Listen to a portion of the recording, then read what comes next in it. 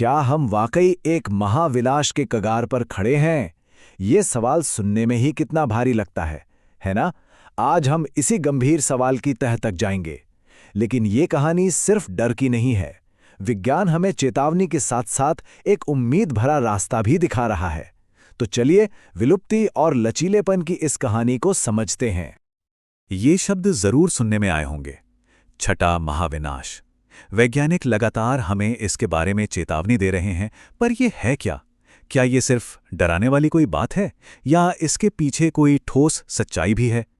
तो क्या ये सिर्फ एक सनसनीखेज दावा है? साल 2015 में कुछ वैज्ञानिकों ने ठान लिया कि वो इसकी सच्चाई पता लगाकर रहेंगे और उन्होंने जानबूझकर अपने लिए सबसे मुश्किल रास्ता चुना। उन्होंने ऐसे आंकड़ों का इस्तेमाल किया ताकि कोई भी उन पर बात को बढ़ा चढ़ाकर कहने का इल्जाम ना लगा सके। और जब नतीजे सामने आए तो वो वैज्ञानिकों की अपनी उम्मीदों से भी कहीं ज्यादा भयावह थे। तो चलिए अपनी कहानी के पहले हिस्से में गहराई से उतरते हैं और देखते हैं कि इस समस्या का पैमाना कितना बड़ा है और इसके पीछे के सबूत क्या कहते हैं।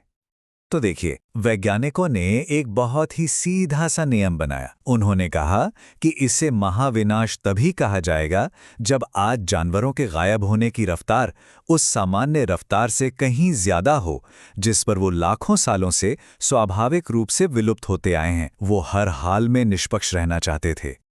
तो नतीजा क्या निकला? सच कहूं तो हैरान कर देने वाला।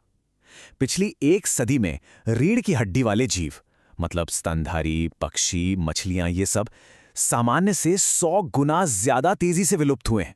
100 गुना। और कमाल की बात यह है कि ये 100 गुना का आंकड़ा भी बहुत संभलकर निकाला गया है। वैज्ञानिकों ने प्राकृतिक विलुप्ति की दर को जानबूझकर दुगना मानकर हिसाब लगाया था ताकि उनके नतीजों पर कोई उंगली न उठा सके। इसका मतलब यह है कि असलियत शायद इससे भी कहीं ज्यादा डरावनी है। चलिए अब जरा देखते हैं कि पिछले 100-150 सालों में यह संकट आखिर इतना तेज कैसे हो गया। ये टेबल देखिए, ये अपने आप में पूरी कहानी कह रही है। होना ये चाहिए था कि 1900 से अब तक प्रकृति के अपने हिसाब से मुश्किल से 9 प्रजातियां विलुप्त होती, लेकिन हुई कितनी? लगभग 500। और ये ग्राफ तो और भी साफ साफ दिखाता है, जैसे जैसे हमारे उद्योग और शहर बढ़े वैसे वैसे ही विलुप्ति की रफ्तार भी रॉकेट की तरह ऊपर चली गई। ये तेजी खासकर पिछली एक सदी में आई है। इसे एक और तरीके से समझिए, जिन प्रजातियों को प्राकृतिक रूप से गायब होने में हजारों साल लगने चाहिए थे, वो सिर्फ 100-125 साल में ही विलुप्त हो गईं। ये ऐसा है जैसे हमने प्रकृति की घड़ी को हजारों गुना तेज चला दिया हो। प्रजातियों का इतनी तेजी से गायब होना ये सिर्फ जानवरों की कहानी नहीं है, ये पूरी पृथ्वी को एक ऐसे खतरनाक ढलान पर धकेल रहा है जहां से अगर हम एक बार फिसलें तो शायद वापसी का कोई रास्ता न बचे। ये तस्वीर उसी खतरे को दिखाती है। हम एक आरामदायक स्थिर दौर से निकलकर एक बहुत ही गर्म और अस्थिर हॉट हाउस अर्थ की तरफ बढ़ रहे हैं, एक ऐसे ग्रह की ओर जो शायद इंसानों के रहने के लिए उतना मेहमान नवाज ना हो। तो क्या सब खत्म हो गया है? क्या अब वापसी का कोई रास्ता नहीं? शायद है, और यहीं से हमारी कहानी एक उम्मीद भरा मोड़ लेती है। सवाल यह है कि क्या हम इस ढलान से वापस मुड़ सकते हैं? अब बात करते हैं समाधान की, और यह समाधान आ रहा है फिजिक्स से। है ना दिलचस्प?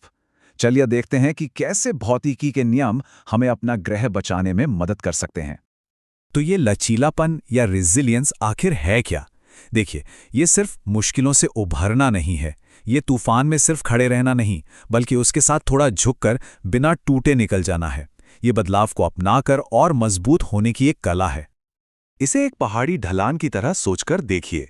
एक रास्ता है जो सीधा एक बहुत गहरी, खतरनाक खाई में ले जाता है, जिसे हम हॉट हाउस कह रहे हैं।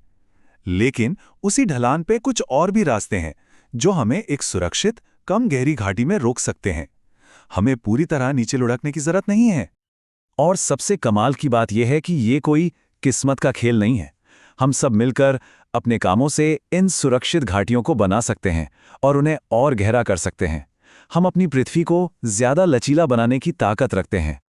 तो ये तो हुई थ्योरी की बात। अब देखते हैं कि इस सोच को असलियत में कैसे बदला जा सकता है। तो ये होगा कैसे? इसके लिए 3 कदम उठाने होंगे।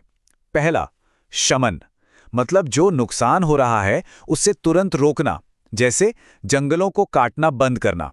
दूसरा, परिवर्तन, मतलब अपने तौर तरीके बदलना, जैसे कोयले की जगह सोलर एनर्जी का इस्तेमाल करना। और तीसरा, पुनर्स्थापन, जो नुकसान हम कर चुके हैं उसकी भरपाई करना।